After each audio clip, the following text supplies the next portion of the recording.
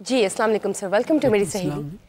Sir ये बताइए, आज हम बात कर रहे हैं अपने हेल्थ सेगमेंट में हाइट के हवाले से जो मसले मसाइल लड़कियों को स्पेशली दरपेश आते हैं। जब रिश्ते कल्चर की बात की जाए तो यूजुअली सबकी ख्वाहिश यही होती है लड़के वालों की जानब से कि लड़की की हाइट जो है she should be heighted. Short heighted लड़कियों को ज़्यादा अपीलिंग नहीं पसंद नहीं किया जाता। तो आप ये बताएंगे जो लड़कियों में हाइट का इशू है, क्या कोई ऐसा ऑर्गेनिक तरीका है, ऑर्गेनिक डाइट या कोई ऐसी रेमेडीज़ है जो हम इस्तेमाल कर सकते हैं अपनी डाइट में ताकि लड़कियों की हाइट जो है वो इंक्रीज़ की जा सके? बिस्मिल्लाहिर्रहमानिर्रहीम। सबसे पहले तो हमने देखना ये है कि हाइट कम क्यों रह रही है। आज फ़ी ज़माना हमारे यहाँ जो कद में कमी क्यों है, हम इसके असबाब पे बात करेंगे, तो उसके साथ फिर हम उसकी रेमेडी भी बताएंगे। असबाब में सबसे बड़ा जो सबब है वो हमारी ख़ुराक का गैर मुतवाज़न होना है, हमारी ख़ुराक का मिलावट शुदा होना है, हमारी ख़ुराक का गैर मेयारी होना है। लेकिन समटाइम्स जेनेटिकली भी तो होता है ना कि अगर फैमिली में अगर ऐसी रेशियो चल रही है हाइट की छोटी है तो फिर वो छोटी ही कंटिन्यू रहती है, या बड़ी है तो फिर बड़ी। देखिए वो जो जेनेटिकल इशू होते हैं वो तो सॉल्वेबल नहीं है। उनको तो हो सकता है कि ख़ुराक मुतवाज़न करने से कुछ उसमें बेहतरी आ जाए, लेकिन ऐसे इश्यूज़ जो वालिदैन का कद ठीक है लेकिन बच्चों को प्रॉपर ख़ुराक नहीं मिली, बच्चों को ख़ुराक तो बहुत मिली है लेकिन वो मुतवाज़न ख़ुराक नहीं है, वो प्रोटीन ज़्यादा ले रहे हैं, कैल्शियम नहीं लिया, क्योंकि जो आपकी बोन्स की ग्रोथ है उसका तल्लक कैल्शियम से है, मैग्नीशियम, फास्फोरस, विटामिन डी, इस तरह की चीज़ों से है, विटामिन के जो है।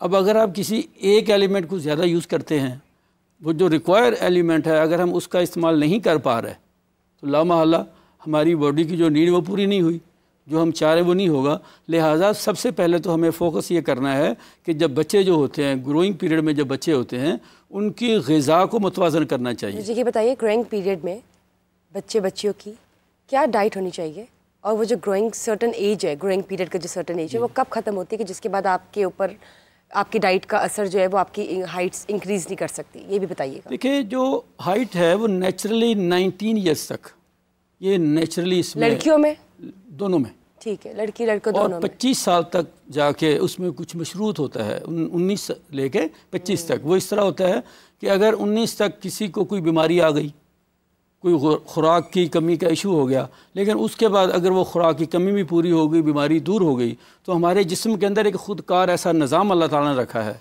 जो हमारे जिस्म के बहुत सारे इश्यूज़ को खुद ही नॉर्मल करता रहता है, लिहाजा वो हो जाता है।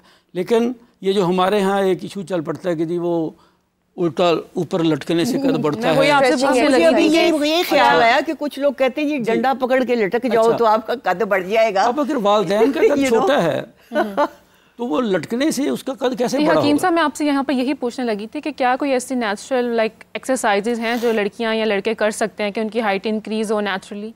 देखिए उसमें जो हमारी रीढ़ की हड्डी है, फिजिकल एक्टिविटी, हमारी रीढ़ की हड्डी, इसमें योगा एक्सरसाइजेज जो हैं उनका बहुत बड़ा रोल होता है, क्योंकि जो रीढ़ की हड्डी है इसमें जितनी फ्लेक्सिबिलिटी आएगी, जितनी इसमें एक लचक आएगी, उतना हमारा कद बढ़ेगा। स्ट्रेचिंग एक्सरसाइज हमारे जिस्म की जिसे पिलर नहीं कहते, मेन पिलर जो है वो हमारी रीढ़ की हड्डी है। तो अगर इसमें जितनी तक़वियत आएगी, कितनी इसमें फ्लेक्सिबिलिटी होगी, उतना हमारा कद भी बढ़ेगा। उसमें लेट कर हमारे जो जिस्म की बिल्कुल स्ट्रेट लेटना और उसमें जिस्म को ढीला छोड़ देना, लंबे लंबे सांस लेना, उसमें ये जो है ना जी सर के नीचे दो तकिए रख के सोना, ये भी इसके हवाले से बीमारी है, क्योंकि आपकी रीढ़ की हड्डी में खम आ जाता है। तो उस तरह आपकी लेटे वक्त कम अज़ कम आपकी रीढ़ की हड्डी को थोड़ा सा सुकून होना चाहिए। अब हम बैठे हैं, बेंड ना हो, मतलब आप कह रहे हैं बेंडिंग नहीं एंगल ना, देखें ना बैठे हैं तो इसमें हमारी हड्डी में कर्व है, तो इस वक्त वो अनईजी है। जब हम लेटते हैं कम अज़ कम उस वक्त तो हमारी रीढ़ की हड्डी को इजी जो उसको। अच्छा हकीम साहब अभी आयशा ने भी कहा कि वो लटकने वाली एक एक्सरसाइज होती है, सो ये हेल्पफुल है कि जस्ट मिथ है?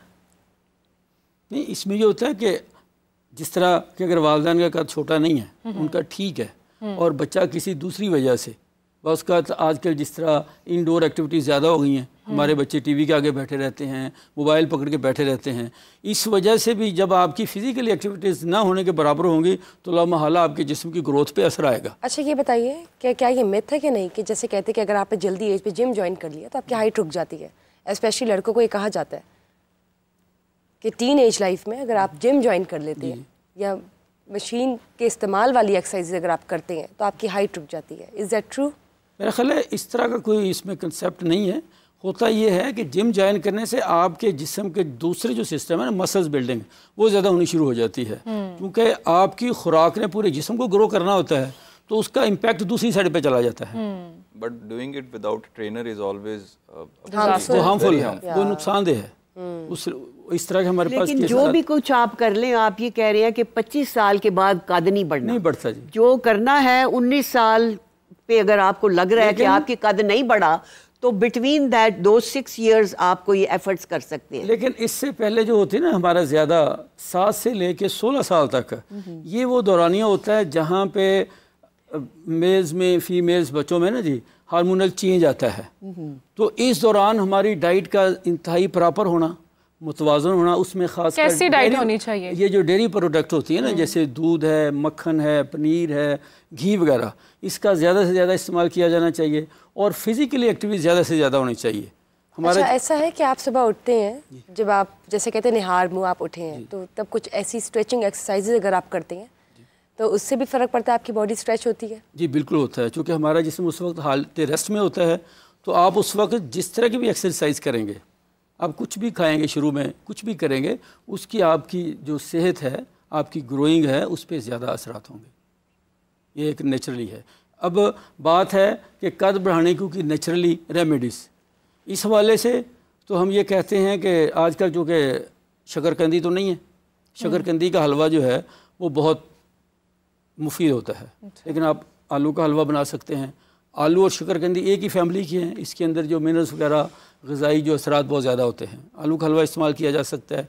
इसके अलावा जो हमा वक्त सदाबहार केला जो है, आप 6 केले ले लें, उम्र के लिहाज से अगर बच्चा 10 साल से छोटा है तो कम कर लें, 4-6 केले, उसको पाव 1.5 पाव दूध में रात को भिगो दें, उसके साथ कोई 15-20 बादाम की गिरियाँ उनको डाल दें और उसमें 4-5 खजूरें, सुबह इनको शेक बना के, ये समझ लें एक भरपूर किस्म का नाश्ता भी हो जाएगा। और साथ साथ लेकिन वेट गेन भी तो होगा नहीं, जब इसके साथ हमने पहले बात की है कि आपकी फिजिकली एक्टिविटीज़ का होना ज़रूरी है। क्योंकि हमारे यहाँ ज़्यादा कद छोटा रहने की एक वजह ये भी है, हम खाते ज़्यादा हैं, हमारी एक्टिविटीज़ नहीं होती। अच्छा ये बताइए, we are not talking about people at large. Actually 25 crore की आबादी है, उनमें से किसी के 4 बच्चे हैं, 6-6 केले अगर रोज़ वो उसको खिलाने लगेगा तो किधर से आएंगे सारे पैसे? ये I mean these are not practical remedies for people at large. हम बात करते हैं जी, वो डिज़ाइनर की शॉप में चला गया, वहाँ कैमरा लगा हुआ है, भाई इछरे में लोग शॉपिंग कर रहे हैं, अनारकली में कर रहे हैं, रेडियो पे कर रहे हैं। तो you know we should talk about सारे लोगों की बात करनी चाहिए। अगर किसी गरीब का कद छोटा रह गया है तो वो क्या करेगा? नहीं, उसके लिए हमारे घरों में दूध है, अब दूध इस्तेमाल करें। दूध एक ऐसी परफेक्ट डाइट है जिसमें अल्लाह ताला ने तमाम ग़िज़ाई अज़ा रखे हैं। बिल्कुल देखिए, जब बच्चा दुनिया में आता है तो उसकी परवरिश का सबसे बेहतरीन ज़रिया उसको दूध होता है, माँ का। तो दूध अल्लाह ताला ने इसमें मुकम्मल ग़िज़ाइयत रखी है। बट अनफॉर्चुनेटली दूध में इतनी मिलावटें कर दी, जब आपने पहले भी कहा कि उस तरफ अगर हम जाएंगे तो की वजह से ही बहुत सारी खराबियां जो है वो पैदा होती है। रहीम साहब, मुझे ये बताइएगा कि आप हिकमत तिब के हवाले से ये ज़रूर बताएं कि कौन सी ऑर्गेनिक डाइट है जो ईजी टू अफोर्ड है और हर कोई इसको बेहतरीन तरीका हाइट बढ़ाने का घर में क्या है? सस्ता भी है जी। आलू को अगर आप उबाल के उसका इस्तेमाल करें, छोटे बच्चों के लिए बहुत मुफीद है। इसी तरह दूध चावल, जो ये वाइट राइस होते हैं, उबले हुए चावल, इसमें वो पानी नहीं निकालना, जो उससे ग़िज़ाइयत निकल जाती है, तो आप उसमें दूध डाल के बच्चों को दें। छोटे जो बच्चे होते हैं उनकी ये ग्रोथ के लिए बहुत अच्छा है, हाइट से लंबी होती है, बिल्कुल पूरा जिस्म भी फैलेगा और हाइट भी होगी। इसी तरह आलू हैं, केला है, केला लड़की दोनों के लिए ये डाइट मुफीद है जो आप बता रहे हैं? दोनों के लिए ठीक ठीक। असल में ये जो बच्चे और बच्चियों की तकसीम है, ये जाके उस वक्त होती है जब हार्मोनल चेंज आता है। ख़वातीन में आमतौर पे एक कद छोटा रहने की जो सबसे बड़ी वजह वो ये होती है कि हार्मोनल इम्बैलेंस जो होता है हार्मोन्स का, जिनमें प्रोजेस्टेरॉन और एक दूसरा होता है, ये 2 हार्मोन जो होते हैं, जब इनमें कमी या ज़्यादती आ जाती है उसकी वजह से भी, और इसके साथ थायराइड का। आपने हार्मोनल चेंजेस की बात की। यूजुअली ये भी एक मिथ है कि अगर आपके हार्मोनल चेंजेस स्टार्ट हो गए हैं एक सर्टेन पीरियड पे, तो उसके बाद भी आपकी हाइट ही बढ़ती, बस जितनी थी उतनी ही रहती है। क्या ये भी सच है? ऐसा नहीं होता, बिल्कुल नहीं होता। स्पेशली लड़कियों के बारे में ये बात की जाती है। ये खुदा का एक निज़ाम है, वो साथ साथ चलता है। लेकिन हाँ, एक इशू हो सकता है कि अगर आपकी डाइट परफेक्ट नहीं है, जो जिस्म की रिक्वायर्ड डाइट है वो पूरी नहीं है, उससे वक्ती तौर पे इशू तो होगा, क्योंकि ख़वातीन में एक ख़ास टाइम के बाद मंथली ब्लीडिंग का एक सिलसिला शुरू हो जाता है, उसका उनकी सेहत पे असर तो होता है। उस दौरान जो है ग़िज़ा का मुकम्मल होना, आयरन वाली ग़िज़ाएँ उनमें होना, विटामिन डी, कैल्शियम, और नौजवान बच्चियों में ये जो एक लिकोरिया का इशू होता है, ये भी इसकी एक वजह बन जाती है हार्मोन चेंज के बाद। लिहाजा ये बहुत से इशू हैं। थायराइड का बढ़ जाना, हाँ, ये भी कद की वजह है। टॉन्सिल जो हमारे होते हैं ये भी है। इसी तरह जिस तरह आपने बात की कि मौरूसियत वाला मामला है, लेकिन मौरूसियत उस वक्त पीछे रह जाती है अगर हमारी डाइट अच्छी हो और उसमें मिलावट ना हो। मोहतरमा ने फरमाया कि मिलावट, वो मुझे बताएं कौन सी और डाइट में क्या क्या इस्तेमाल किया जा सकता है लंबी हाइट के लिए? जी, उसके लिए आयरन के लिए पालक बहुत अच्छी है, इसमें विटामिन डी भी होता है, कैल्शियम भी होता है, एक मुकम्मल ग़िज़ा है। इसका आप बच्चों को भरता सा बना के दें। इसके अलावा केला है, सेब है, जितने भी फल हैं हमारे फलों में, ख़ासकर खजूर और बादाम। खजूर में मुकम्मल ग़िज़ाइयत होती है। अच्छा, अंडा जो है वो हाइट के हवाले से ज़बरदस्त है। उसमें जो ख़ासकर उसकी सफ़ेदी जो है उसमें प्रोटीन भी होती है, उसमें कैल्शियम भी होता है, उसमें विटामिन डी भी होता है। तो ये चीज़ें जो हैं, और इसी तरह जो छोटे बच्चे होते हैं हमारे यहाँ, ये एक मशहूर है और बड़ी मुफीद तरकीब है ये कि बच्चों को देसी घी से उनके जिस्म पे मसाज करना। ये एक क्वेश्चन बताइएगा lastly before we wrap up this session, कि जो अर्ली मैरिजेस होती है 19 से 25 साल के दरमियान, तो जब उनके बच्चे हो जाते हैं उन औरतों के, तो क्या बच्चा पैदा करने के बाद भी फिर वो ग्रोइंग स्टेज में से तो गुजर ही रही हैं अर्ली मैरिजेस वाली, तो क्या उनकी हाइट तब भी बड़ी हो रही होती है, लंबी हो रही होती है? मेरा ख्याल है कि वो जब आप जिस्म के अंदर एक जिस्म पलता है, और जिस तरह के हमारे यहाँ खुराक का गैर मेयारी होना, मिलावट वाला होना, तो मैं नहीं समझता कि इस तरह का कोई उसमें होता होगा। वो तो बल्कि आपने देखा ख़वातीन मैरिज के बाद तो बेचारी उनकी ग़िज़ाई पूरी, अक्सर हमने देखा है कि वो उसकी यानी ग्रोथ इफेक्ट हो जाती है, असर पड़ जाता है ग्रोथ में। नहीं होता एचबी लेवल जिनका है पूरा, उनकी बात भी करते हैं। हाँ, अगर डाइट ठीक है तो फिर हो सकता है कि आप बच्चा पैदा करने के बाद भी 19 साल तक रेगुलर है हाइट का बढ़ना। उसके बाद मशरूत है कि अगर 19 साल से पहले किसी वजह से हाइट रुक गई, ग़िज़ा प्रॉपर नहीं रही, कोई बीमारी आ गई, क्योंकि बीमारी भी हमारे जिस्म को मुतासर करती है, वो बीमारी ख़त्म होने के बाद तो हमारे जिस्म का एक सिलसिला था वो पूरा हो जाएगा। अब कोई अगर 19 या 20 ईयर्स ऑफ एज में अगर 6'2" है, 6'3" है, तो उसके भी चांसेस होते हैं कि वो भी 25 एज तक बढ़ सकती है मज़ीद? उसके लिए ये है कि अगर प्रॉपर कोई फूड सप्लीमेंट, कोई ऐसी मेडिकेशन हो जो जिस कमी की वजह से वो रुकी हुई है डाइट, तो वो बढ़ सकती है। बेसिकली वो जो कमी है हमारे जिस्म की, वो हमारी ग़िज़ा पूरी करेगी। हमें सबसे पहले तो ये देखना है, आजकल जिस तरह ये फास्ट फूड है, ख़ासकर जो मैदे की बनी चीज़ें जो हैं, ये हमारे मेटाबॉलिज्म को बर्बाद कर देती हैं। ये जो निकोटीन है, ये कैफ़ीन है, ये हमारे जिस्म में कैल्शियम और विटामिन डी को जिस्म का हिस्सा नहीं बनने देती। इनका सबसे बड़ा नुकसान ये है, जो कैफ़ीन और निकोटीन वाली ग़िज़ाएँ हैं, ये कैल्शियम और विटामिन डी को हमारे जिस्म का हिस्सा नहीं बनने देती। और जिस कद की जो छोटे रहने की एक वजह यह भी है कि हमारे इन चीज़ों को बहुत ज़्यादा इस्तेमाल होता है, ये जो सॉफ्ट ड्रिंक्स हैं, इस तरह की चीज़ें।